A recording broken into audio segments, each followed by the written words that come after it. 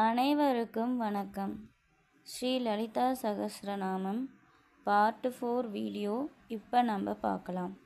Part 1, 2, 3 பார்க்காதவங்க கேட்காதவங்க நம்ம channel பேஜில் இருக்குது. தவறாமல் போய் கண்டிப்பாக வீடியோவை பாருங்கள். அப்போதான் இந்த லலிதா சகஸ்ரநாமத்துடைய முழுமையான பலன் கிடைக்கும். கண்டிப்பாக அந்த தேவி உங்களுடைய வாழ்க்கைக்கு நல்ல மாற்றங்களை தருவார். மறக்காமல் நம்ம சேனலை லைக் அண்ட் சப்ஸ்கிரைப் பண்ணிக்கோங்க. இப்போது பார்ட் 4ல் வரக்கூடிய லலிதாம்பிகையுடைய நாமங்கள் என்னெல்லாம் இருக்குன்னு பார்க்கலாம் வாங்க. என் கூடயே நீங்களும் சொல்லலாம்.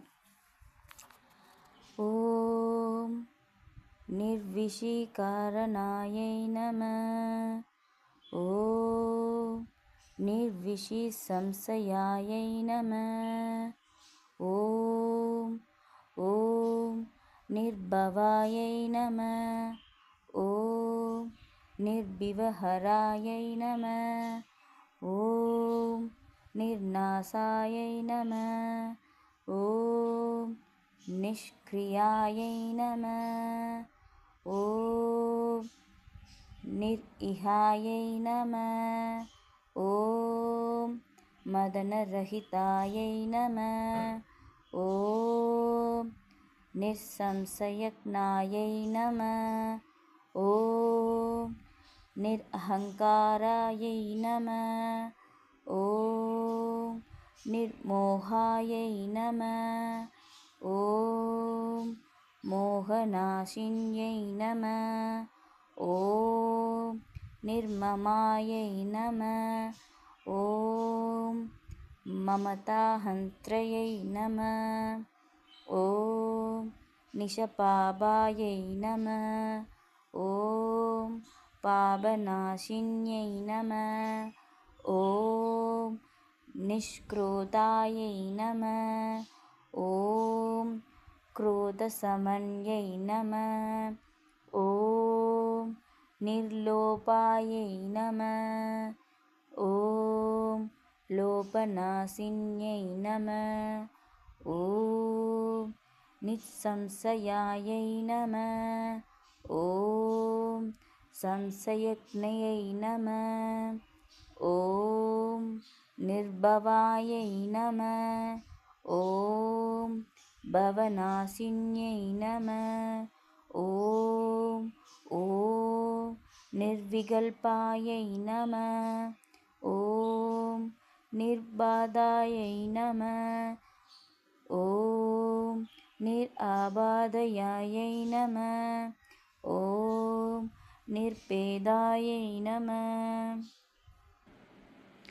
ॐ पेदनाशिन्यै नमः. ॐ निर्नाशायै नमः. ॐ मृत्युमदन्यै नमः. ॐ निष्क्रियायै नमः. ॐ निष्परिग्रहायै नमः. ॐ निस्तुलायै नमः. ॐ नीलशिखरायै नमः. ॐ निराभयायै नमः. ॐ निरद्भयायै नमः. ॐ निरत्ययायै नमः. ॐ दुर्लभायै नमः. ॐ दुर्गमायै नमः. ॐ दुर्गायै नमः. ॐ दुःखहन्त्र्यै नमः. ॐ सुखप्रदायै नमः. ॐ दुष्टदूरायै नमः. ॐ दूराचारशमन्यै नमः. ॐ दोषवर्जितायै नमः. ॐ सर्वज्ञायै नमः. ॐ शान्त्रकरुणायै नमः. ॐ समानदिगवर्जितायै नमः. ॐ सर्वशक्तिमयै नमः. ॐ सर्वमङ्गलायै नमः. ॐ सद्गतिप्रदायै नमः. ॐ सर्वेश्वर्यै नमः. ॐ सर्वमयै नमः। ॐ सर्वमन्त्रस्वरूपिण्यै